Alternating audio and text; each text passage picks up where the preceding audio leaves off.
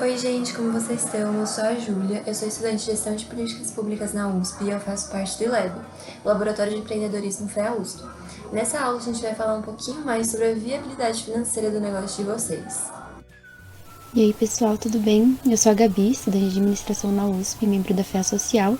E nessa videoaula a gente vai falar um pouco de fontes de receita, que a gente já começou a ver na videoaula anterior, custos e precificação.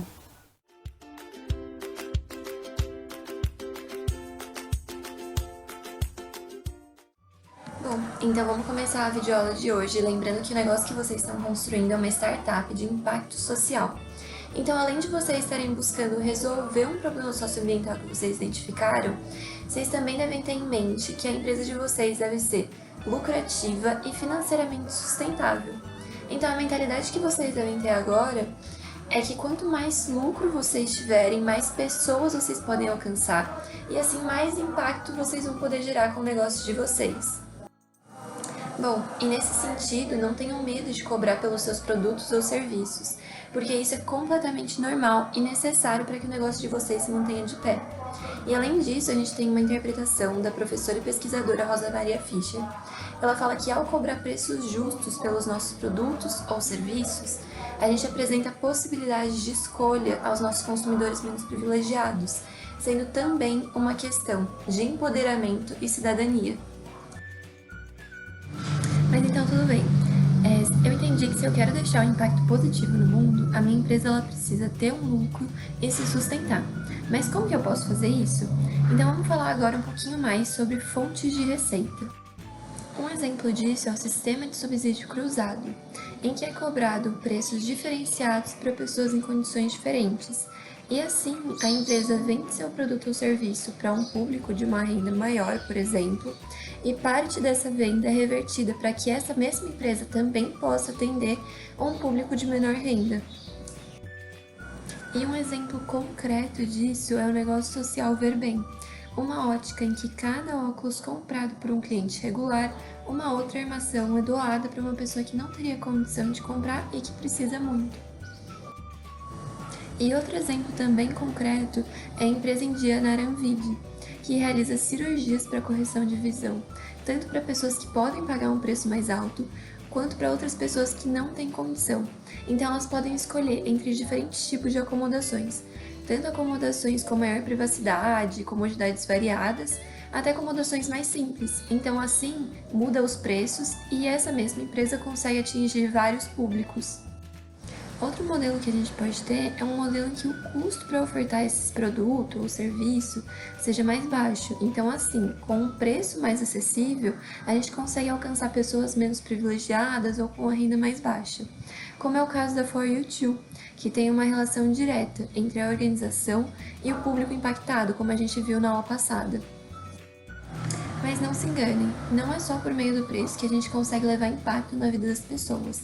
Um exemplo disso é o caso da Jaubra, que leva para zonas de comunidade, periferia, onde aplicativos como a Uber ou a 99 não chegam.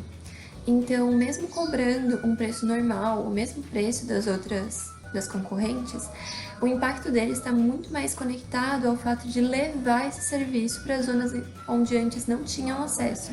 Então, assim, fazendo diferença com o mesmo preço. Então, agora voltando a falar sobre os modelos de negócios, vamos falar um pouquinho mais sobre formas comuns de fontes de receita. E elas envolvem. E a primeira forma e a mais comum é a venda de recursos, em que, após a venda de um produto físico, ele passa a pertencer ao cliente. Outro modelo de receita é a taxa de uso, que contempla a frequência de uso de determinado serviço. Então, quanto maior o uso do serviço, maior o valor pago pelo cliente. E é o que acontece, por exemplo, com os minutos em uma empresa telefônica ou com as diárias em um hotel. Nós temos também a taxa de assinatura, e essa fonte de receita está muito ligada ao acesso contínuo a um determinado serviço. É um modelo de mensalidade em uma academia ou a licença de uso em um site de notícia ou um serviço de streaming, por exemplo. Empréstimo, aluguel ou leasing. Nessa fonte de receita, o cliente tem direito a um acesso temporário, isso é, por um tempo determinado, a um recurso em específico. No licenciamento, os clientes eles têm permissão de usar uma propriedade intelectual protegida para fins lucrativos depois de pagarem uma certa taxa, e isso é bastante comum quando a gente fala de áreas de mídia ou de tecnologia.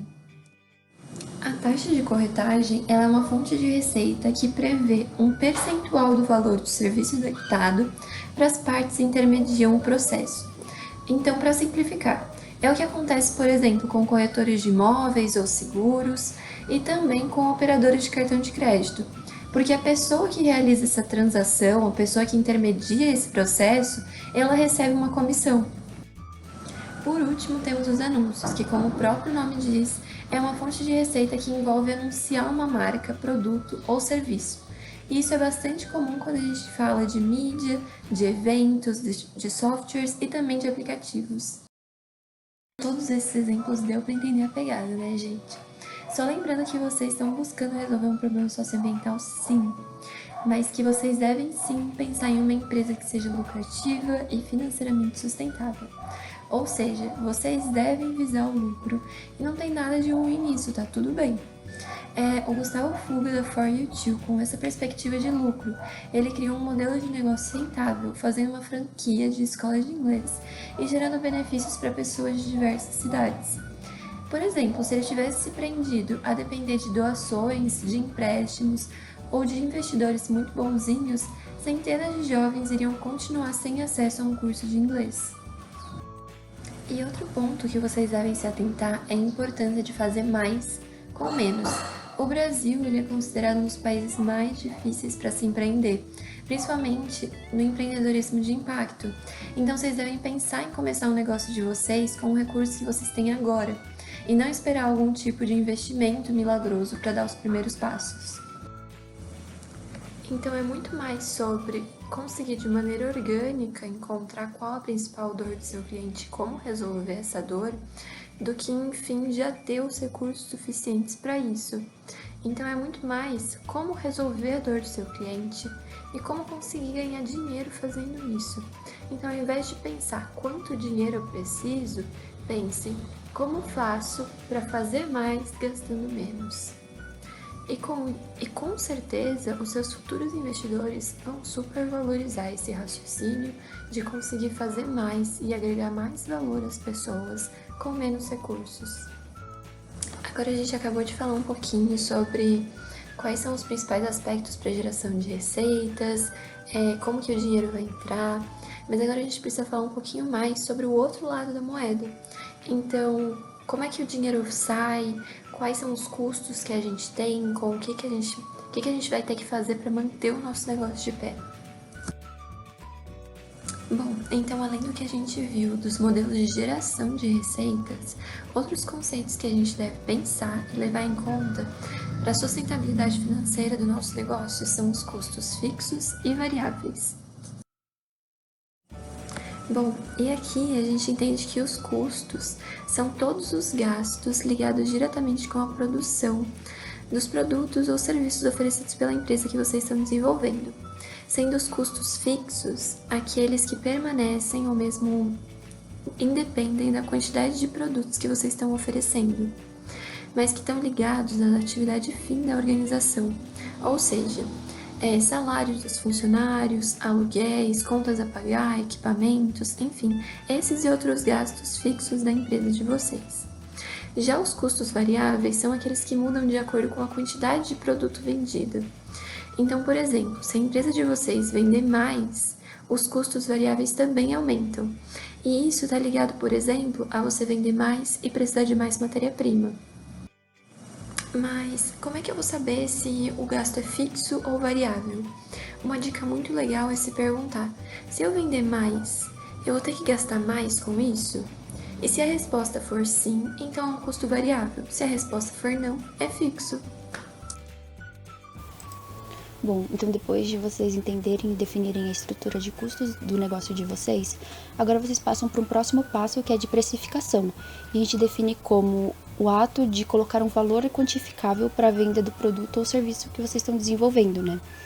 Então, vocês vão estabelecer o quanto que o seu cliente deverá pagar para ter esse produto ou serviço. O preço, ele não é algo fixo e ele pode ser influenciado por diversos componentes. Por isso, a gente precisa definir levando em conta algumas questões, como os custos, né, que a gente acabou de ver, a margem de lucro, o valor percebido pelo cliente e os concorrentes. Vamos começar pela definição dos custos e da margem de lucro. E o que é essa margem de lucro desejada, né? A gente pode definir como uma proporção entre o seu lucro e o preço que foi vendido o produto ou serviço. E para isso a gente utiliza o custo variável unitário, que é o custo variável de um único produto ou serviço.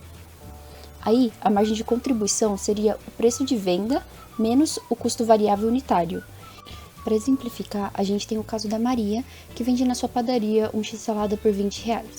Ela tem como custo variável unitário R$12, com ingredientes, ou seja, matéria-prima e embalagem.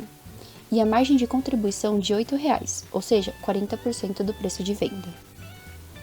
Outra questão da precificação é o valor que os clientes enxergam no que a empresa está oferecendo, e para a gente entender melhor, a gente precisa falar um pouquinho da diferença entre o preço e esse valor.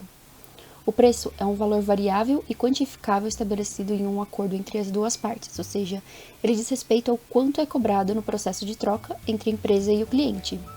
Já o valor, ele diz respeito à percepção do público, quanto que ele está disposto a pagar pelo produto ou serviço que está oferecendo.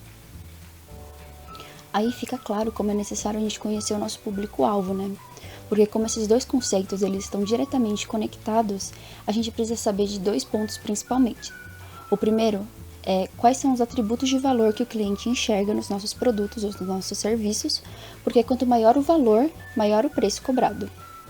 Segundo, é a sensibilidade dos clientes ao preço, que é a reação de demanda causada por uma alteração nos preços. A gente tem como exemplo o x-salada da padaria da Maria. Por usar um molho caseiro especial no sanduíche, a Maria cobra um preço mais alto pelo seu produto e mesmo assim os clientes pagam, pois eles veem que esse diferencial no produto dela vale esse preço. Mas um dia, a Maria resolveu aumentar o preço do x-salada em R$10 e observou uma reação negativa dos seus clientes, já que antes, o preço de R$20, eles vendiam 50 x-saladas no dia, e no novo preço de R$30, essa venda caiu para 25 ao dia. Passando para a terceira questão que a gente vai ver para entender a precificação, vamos analisar os principais concorrentes do setor que o negócio que vocês estão desenvolvendo está inserido, para ter um parâmetro de preços, sabendo qual que é o preço praticado por concorrentes com fundamentos iguais ao da empresa. Agora que vocês já definiram esse primeiro preço, a gente passa para um último tópico da videoaula, que é o ponto de equilíbrio contábil. Esse ponto ele vai dizer exatamente o quanto uma empresa precisa faturar para cobrir todas as suas despesas, ou seja, esse ponto identifica o faturamento mínimo ou o mínimo de produtos ou serviços que vocês precisam vender para que a empresa possua fundos suficientes para cobrir todos os seus custos e despesas, tanto os fixos quanto os variáveis, e não ter prejuízo. Esse ponto ele serve para mostrar a confiança para possíveis investidores, demonstrando em quanto tempo a empresa vai conseguir suprir suas dívidas com as suas operações. Além disso, sabendo esse ponto de equilíbrio do negócio de vocês podem gerar um diagnóstico acerca das necessidades mais críticas de uma empresa e as futuras implementações estratégicas, como reduzir custos fixos, reduzir o número mínimo de vendas, aumentar a margem de contribuição e recalcular o preço de venda do produto. Para encontrar esse ponto de equilíbrio, a gente tem a seguinte fórmula: custos fixos dividido pelo preço de venda menos os custos variáveis unitários. Ou, a gente tem o ponto de equilíbrio igual aos custos fixos sobre a margem de contribuição. Agora, com toda essa análise feita e todos esses conceitos apresentados, a gente pode afirmar que encontramos um modelo de negócio sustentável financeiramente quando a gente consegue responder positivamente as 4 perguntas centrais. Capturamos mais valor monetário pela oferta de uma unidade do produto do que gastamos para produzir, vender e entregar a mesma unidade do produto? Há demanda suficiente para que o volume financeiro que estamos capturando pague nossos custos e despesas e gere resultado?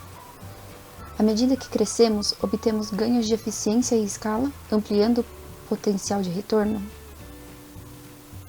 O resultado gerado atende às nossas expectativas como empreendedores, incentiva e estimula o time de colaboradores de forma adequada? Muito obrigada por ter acompanhado mais uma videoaula do Empreende Sim até aqui. E agora tá na hora de vocês aplicarem todos esses conceitos no negócio de vocês. Bom, então a gente vai terminando por aqui. Até a próxima oficina. Tchau, tchau, gente!